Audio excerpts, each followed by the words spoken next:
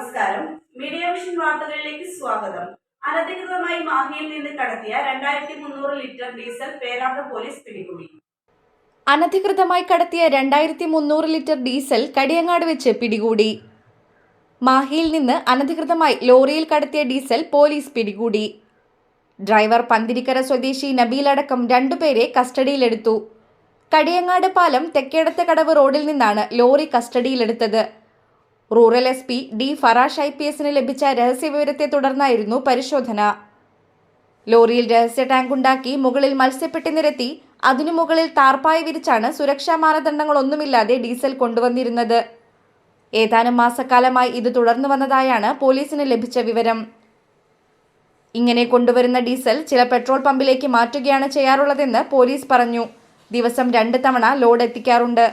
സംസ്ഥാന പാത ഒഴിവാക്കി മറ്റു റോഡുകളിലൂടെയായിരുന്നു സഞ്ചാരം. പരിശോധന ഒഴിവാക്കാൻ എസ്കോർട്ട് വാഹനവും ഉണ്ടാകാറുണ്ട്.